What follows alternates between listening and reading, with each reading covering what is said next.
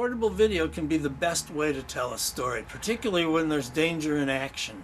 And there's nobody better at doing that than Andrew Jones, a veteran videomaker who's been all over the world, from Africa and Asia to the streets of South Central in Los Angeles and in Central America, among other places. This archival video is a segment from Panama in 1989 when Andrew was working on a documentary about Manuel Noriega, the president and former dictator of Panama. On the eve of the scheduled interview, U.S. forces invaded Panama in order to oust former ally Noriega.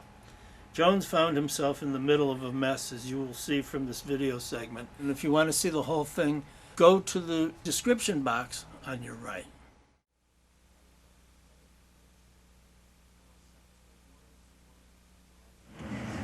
Around 1:45 in the morning, I was in bed. I was awakened by booms in the distance, which at first I thought were fireworks. Quickly I realized that the situation was serious because I heard the reports of the artillery. It was rapid, and I heard commotion outside, and I went downstairs and found the people downstairs in a state of confusion. They were locking up the hotel, and I took some pictures on the street.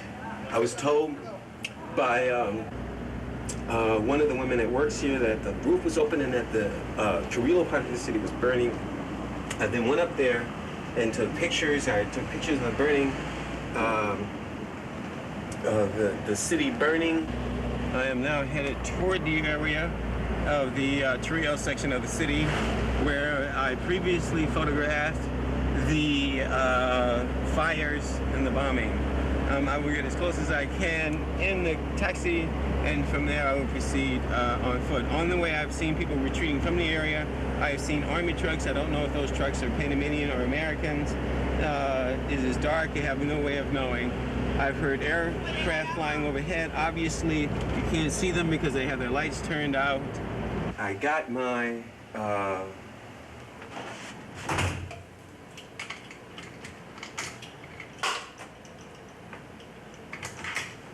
I came back upstairs, I got my batteries for my camera, and I went outside and I flagged probably the most courageous taxi driver in the cosmos, in the universe. We are approaching the Ancon Hill section of the city. The streets are deserted as they normally are this time of night.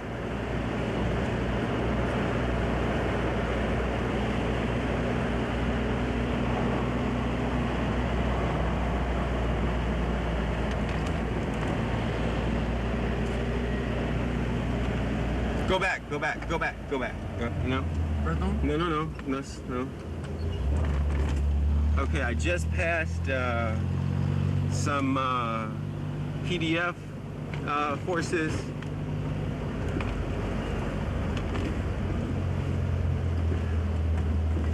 Keep going.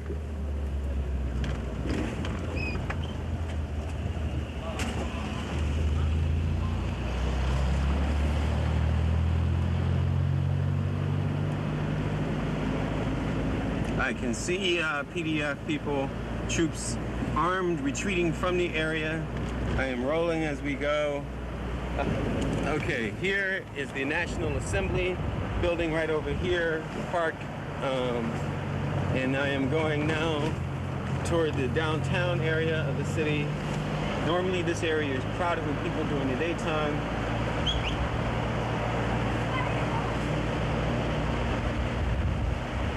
And I'm sure that these are civilians coming down here, retreating from the area in question. Okay, stop.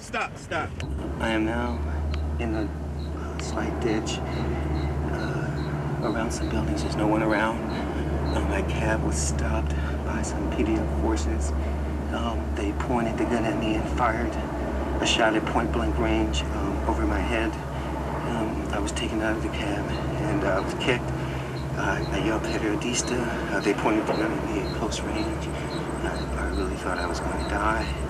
I pissed on myself, as I suppose any normal human being would. But I am, as of now, let's record the date and time. This is the date, and this is the time. I am still alive. I'm not sure what to do. I think I should just sort of stay out of the way and lay low for the evening. And until I figure out which way the PDF troops are headed. I'm afraid of running into a PDF patrol.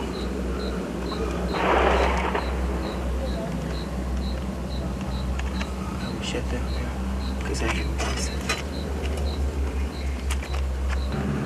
Normally I wouldn't think that there would be a problem with the PDF, but this is a state of warfare. They're all pissed off, I'm sure, that they've suffered financial pain, heavy casualty. They're headed away from the city. I think the best thing for me to do is to lay here very quietly, lay very low, and try to make my way back to the hotel if I can. The problem is that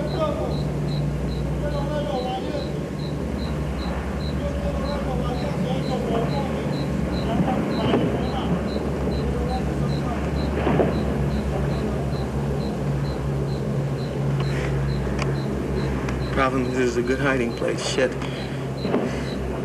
Anybody with common sense would choose this. This shit hits the fan down here.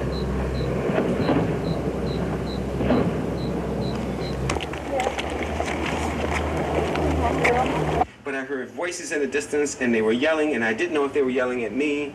And that's when I recorded the earlier message. I decided that, that the best thing to do was to wait till it was quiet and then make my way away from the fighting toward the Pacific side of the city, which I did. I ducked down some side streets, was running by some bushes and heard some more mortar shells, and about 50 yards away I saw some PDF soldiers, and I knew they saw me.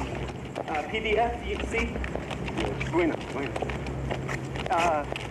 I see other American soldiers in the area. I think so, maybe a few minutes. Yeah. There are many people hurt. Many people. It's a shame. You know, They destroy everything, the structure. They destroyed the whole structure? Yes. They decided to escort me. They asked me where I was. I showed them my credentials. They asked me where I was staying. I said I was staying at the Hotel Continental, which is where I am now. We were in, I think we were about 3 miles away. They then proceeded to accompany me all the way to the lobby of the hotel, and on the way, shots were fired. There were mortar shells exploding. There was a lot of shooting. Shots were fired. They protected me. They knew the passwords. They knew the signals that would take them through the various setups. The PDF is all over the city. They're even now, they're army personnel carriers, PDF personnel carriers, heavily armed soldiers outside the hotel. 7 PDF soldiers, 5 men and 2 women escorted me all the way to the hotel, and I am absolutely and completely positively sure that I would not be alive to make this report this morning if these people had not escorted me and saved my life.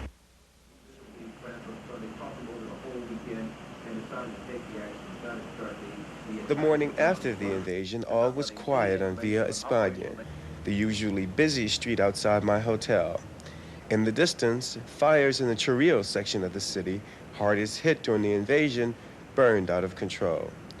I had taken many photographs in that part of the city, and the memory of the children, the older people, the houses built so close together, haunted me, for I had no way of knowing how many innocent people had been killed.